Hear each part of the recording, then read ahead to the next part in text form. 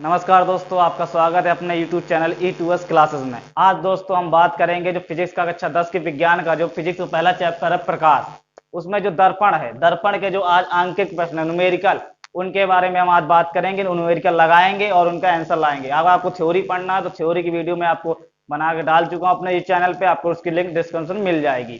तो जो आंकिक प्रश्न जो दर्पण है, दर्पण के पहले हम फॉर्मूले लिखेंगे कि फॉर्मूले कौन कौन सा लगता है।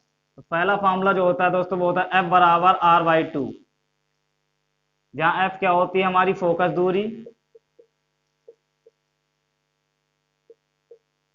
और R होती है वक्रता त्रिज्या। वक्रता त्रिज्या, फोकस दूरी क्या होती है, वक्रता त्रिज्या क्या होती है, ये सब की अगर थ्योरी आपको चाहिए, परिभाषाएं, तो आपको उस वीडियो में मिल जाएंगी, आप उसको देख लीजिएगा। दूसरा जो फॉर्मूला लगता है वो लगता है 1/F बराबर 1/V प्लस 1/U, ये वाला फॉर्मूला लगता है। F होती है फोकस दूरी, V होती है प्रतिबिंब की दूरी, V बराबर होती है प्रतिबिंब की दूरी, और ये U होता है हमारा वस्तु की दूरी, वस्तु की दूरी।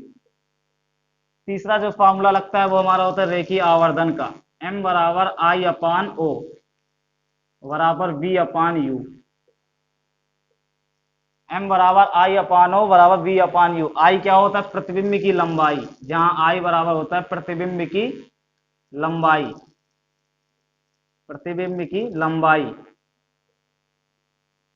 और O होता है हमारा वस्तु की लंबाई, वस्तु की लंबाई।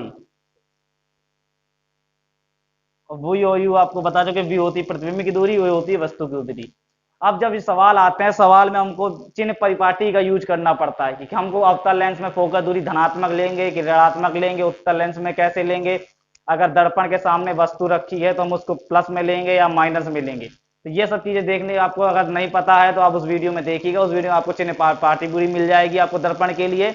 और आप जो न्यूमेरिकल लगाएं, क्योंकि न्यूमेरिकल में ज्यादातर बच्चे वहीं पर गलती करते हैं कि माइनस की लेनी थी लेकिन वो प्लस की वैल्यू लेकर आंसर ले आते हैं, आंसर उनका गलत हो जाता। तो आप वहां पर समझ लीजिएगा। तो हम आप शुरू करते हैं। तो पहला प्रश्न आपका ऊपर वो आपको ऊपर में दिख जाएगा। पहला प्रश्न कह रहा है एक अवतल दर्पण की वक्रता त्रिज्या 30 सेंटीमीटर है, तो इस दर्पण की फोकस दूरी ज्ञात कीजिए। तो हमने उसको सवाल जो क्या कह रहा है एक दर्पण है, एक जो सवाल कह रहा है वो कह रहा है, पहला सवाल है, सबसे पहले बेटा हम नोट करेंगे कि दर्पण कौन सा है, अवतल है कि उत्तल है। तो दर्पण हमारा कौन सा है, अवतल है, अवतल दर्पण।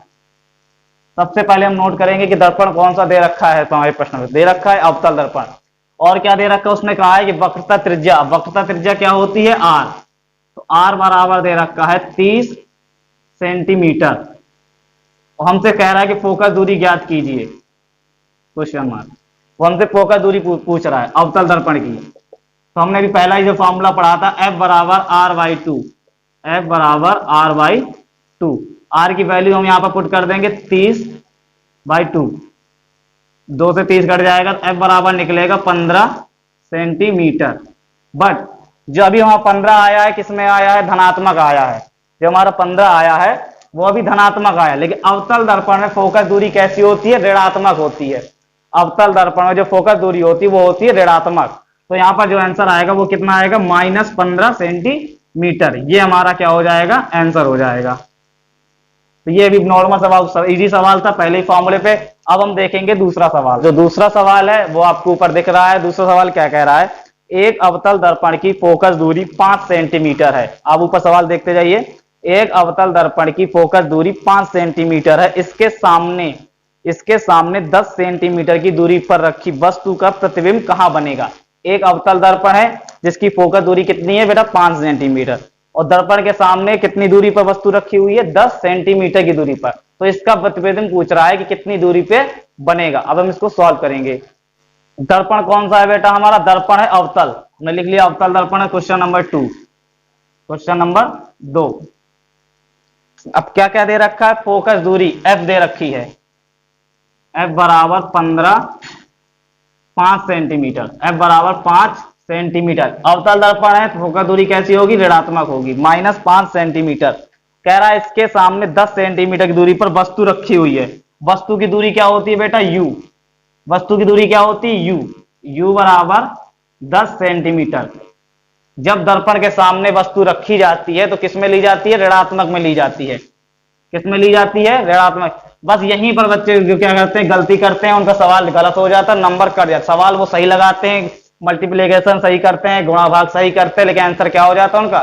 गलत आ जाता है। वो क्या, नंबर कट जाते हैं। भाई यही चीज सबसे इंपॉर्टेंट है यहाँ पर समझने वाली। पहला दर्पण कौन सा है, उसमें हम क्या माइनस लेंगे और क्या प्लस लेंगे। अब कुछ नहीं, हमारा एफ दिया है, यू दिया है और वी पूछ रहा है, तो हम सीधे दूसरा वाला सवाल लगा देंगे। 1/f बराबर 1/v प्लस 1/u। एफ की वैल्यू कितनी है? -5। तो 1/-5 बराबर v की वैल्यू निकालनी, उसको ऐसे रहने देंगे 1/u। यू कितना है? -10। ये हो जाएगा, वैल्यू पुट कर देंगे तो -5 हो जाएगा बराबर 1/v। प्लस है, ये माइनस है, प्लस माइनस माइनस हो जाएगा 1/10। इस 10 को हम एक पछांता कर देंगे तो -1/5 बराबर प्लस, ये प्लस का हो जाएगा प्लस 1/10 बराबर 1/v। कैंची गुणा कर देंगे तो 10 एकम 10, माइनस का 10 हो जाएगा, ये प्लस का 5 हो जाएगा, नीचे हो जाएगा 50 बराबर 1/v।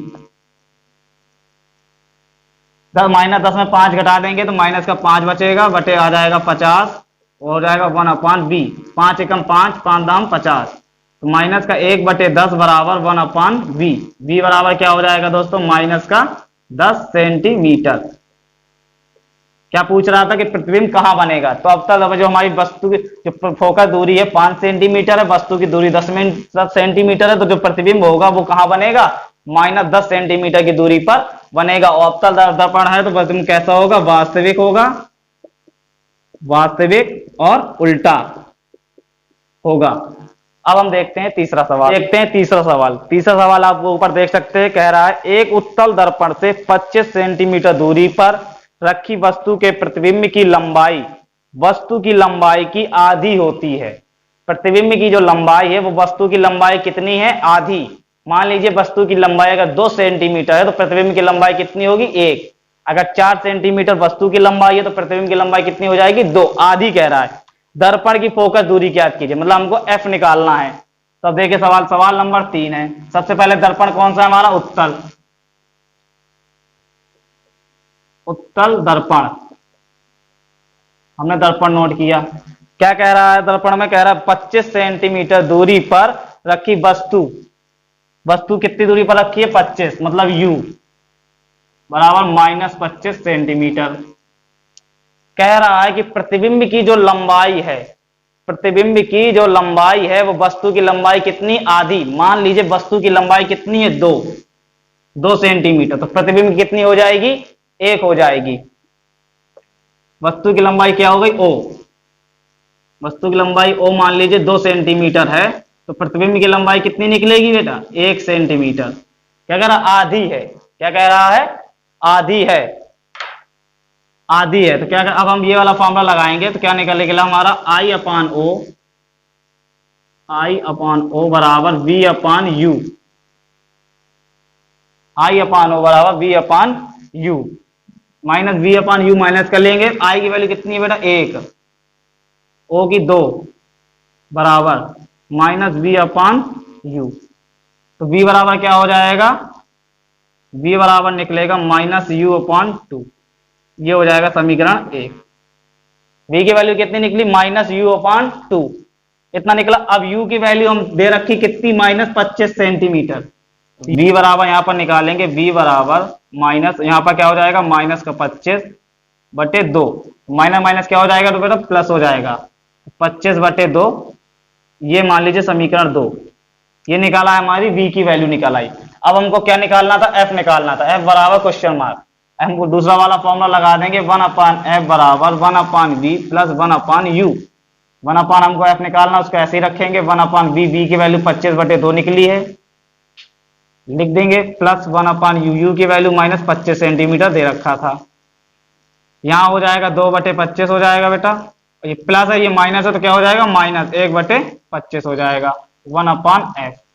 1/f अभी हम क्या कर देंगे? कैंची गुणा कर देंगे। 25 दूनी 50, 25 एकम 25, और 25 25 गुणा कितना होगा 625, 25 का जो वर्ग होता है कितना होता है 625 होता है। तो 1/f बराबर क्या निकला 25, 50 में से 25 चला जाएगा कितना बचेगा 25 बराबर 625। अब इसको हम काट देंगे तो 25 एकम 25 और 25 पचे हम 625। 1/f बराबर क्या निकला 1/25। तो हमारी जो फोकस दूरी है वो बेटा कितनी हो जाएगी f बराबर 25 सेंटीमीटर। जो हमारा 25 है वो आप देख रहे हो यहाँ पर धनात्मक आया है। धनात्मक क्यों आया क्योंकि उत्तर जो दर्पण होता है उत्तर दर्पण में जो फोकस दूरी क्या होती है हमारी धनात्मक होती है। इसलिए अब हम यहाँ पर देख सकते हैं कि हमारा सवाल क्या है सही है। तो हमारा f कितना निकला बेटा फोकस दूरी कितनी निकली 25 सेंटीमीटर। अब देखते हैं हम अगला सवाल। अब हम देखेंगे चौथा सवाल। चौथा सवाल क्या कह रहा है एक अवतल दर्पण की वक्रता त्रिज्या 40 सेंटीमीटर है। क्या है 40 सेंटीमीटर वक्रता त्रिज्या मतलब आर दे दिया उसने। 4 सेंटीमीटर लंबी एक वस्तु 4 सेंटीमीटर लंबी है। लंबाई किसकी दे रहा है एक वस्तु की लंबाई दे रहा है। वस्तु की लंबाई क्या होती है ओ दे दिया। कह रहा है दर्पण से 30 सेंटीमीटर दूरी पर रखी है। दूरी पर क्या रखी है वस्तु रखी है। तो वस्तु की दूरी भी दे दी उसने u। तो कह रहा है प्रतिबिंब की स्थिति व लंबाई ज्ञात कीजिए। सबसे पहले हम दर्पण लिखेंगे। क्या है दर्पण हमारा अवतल दर्पण। अवतल दर्पण अवतल दर्पण ये हमारा अवतल दर्पण हो गया बेटा। जब भी इस तरह के सवाल लगाया करो तो सबसे पहले जब दर्पण पता करने के बाद हमारे मन में क्या आ जाना चाहिए चिन्ह परिपाटी आ जानी चाहिए कि क्या प्लस में होगा क्या माइनस में होगा। वो नहीं आया आपको, वो अगर आपने याद नहीं किया, वो नहीं समझी तो आपका सवाल 100% गलत होगा ही होगा। अगर वो नहीं देखा तो आप वीडियो पे देख सकते हैं, नीचे लिंक आपको मिल जाएगी। क्या दे रखा था 40 वक्रता त्रिज्या मतलब आर दे रखी थी। आर बराबर कितना दे रखा था 40 सेंटीमीटर और 4 सेंटीमीटर लंबी एक वस्तु दर्पण से दूरी मतलब यू दे रखा था कितनी 30 माइनस का 30 सेंटीमीटर। ओ दे रखा था कितना 4 सेंटीमीटर लंबी। ये हमारा सवाल है। अब अवतल दर्पण है वक्रता त्रिज्या दे रखा है तो हम क्या निकाल सकते हैं फोकस दूरी निकाल सकते हैं क्योंकि वक्रता त्रिज्या और फोकस दूरी में संबंध होता है f बराबर r/2। तो हमारी जो फोकस दूरी निकलेगी वो कितनी निकलेगी 220 f बराबर माइनस का 20 सेंटीमीटर। ये हमारी f निकाल आई। अब हम क्या निकालेंगे v निकालेंगे क्योंकि v हमारे पास प्रतिबिंब की दूरी हमें नहीं पता। कह रहा है प्रतिबिंब की स्थिति भी बताइए। 1/f बराबर 1/v प्लस 1/u। f कितना निकला माइनस का 20। v हम ऐसे रख देंगे क्योंकि पता करना u कितना है बेटा -30 माइनस का 30। 1/v बराबर हो जाएगा 1/v प्लस माइनस 1/30। 1/30 को हम क्या कर देंगे दोस्तों पक्षांतर कर देंगे तो -1/20 प्लस 1/30 प्लस 1/30 बराबर हो जाएगा 1/f। कैंची गुणा करेंगे 30 एकम 30 माइनस का 30 प्लस 20 और नीचे कितना हो जाएगा 600 बराबर 1/f 1/v कितना हो जाएगा 1/v। हम v की वैल्यू निकालें f की वैल्यू हमने निकाल ली है तो कितना बचेगा ऊपर माइनस का 10 नीचे बचेगा 600 बराबर हो जाएगा 1/v। ये जीरो से ये जीरो कैंसिल कर देंगे कितना आएगा -1/60 बराबर 1/v। v बराबर कितना आ जाएगा माइनस का 60 सेंटीमीटर। ये हो गई हमको क्या हो गई ये होगी प्रतिबिंब की स्थिति। प्रतिबिंब कहाँ बनेगा -60 सेंटीमीटर दूर बनेगा। वो कह रहा था कि प्रतिबिंब की क्या बताना है प्रतिबिंब का आकार भी बताना है। तो आकार के लिए हम क्या करेंगे सबसे पहले हम ये वाला फॉर्मूला I/O बराबर V/U I/O बराबर V/U के बराबर रख देंगे। I/O बराबर -V/U। I की वैल्यू हमको निकालनी है। O की दे रखा है O की कितना दे रखा है 4। O की वैल्यू दे रखा है 4 सेंटीमीटर माइनस V की वैल्यू कितनी निकाली हमने माइनस का 60 और U की वैल्यू कितनी दे रखा था माइनस का 30। ये माइनस माइनस कैंसिल हो जाएगा 30 एकम 30 30 दूनी 60 तो I/4 बराबर माइनस का 2 निकला। तो I बराबर कितना निकल जाएगा माइनस का 8 सेंटीमीटर। ये निकल आया। प्रतिबिंब की जो प्रकृति पूछा तो कैसा होगा वास्तविक एवं उल्टा। ये हमारा आंसर आ गया। तो दोस्तों ये दर्पण के हम अब वो इसका भी हमने फॉर्मूला न्यूमेरिकल बता दिया, सवाल इस पर भी बता दिया और इस पर भी बता दिया। इन दोनों के योग से सवाल बनता है, जैसे कि अब इसमें 3 फॉर्मूले लगे हैं। अब पहला फॉर्मूला भी लगा है यहां पर, दूसरा फॉर्मूला भी यूज हुआ है और तीसरा फॉर्मूला भी यूज हुआ है। तो इस तरह ये सवाल 3 नंबर का पूछा जाता है यूपी बोर्ड में। तो बहुत इजी सवाल होता है, बस आपको कॉन्सेप्ट आना चाहिए और सबसे इंपॉर्टेंट होता है चिन्ह परिपाटी। अगर आपको सवाल समझ में आ गया है तो एक कमेंट कीजिए और वीडियो को लाइक कीजिए और चैनल को सब्सक्राइब करना बिल्कुल भी मत भूलिए। और जो चीज आपको समझ में नहीं आई है या जो नहीं आ रही चैप्टर से संबंधित, वो आप कमेंट करके जरूर बताएं और बेल आइकन ऑन कर लीजिए।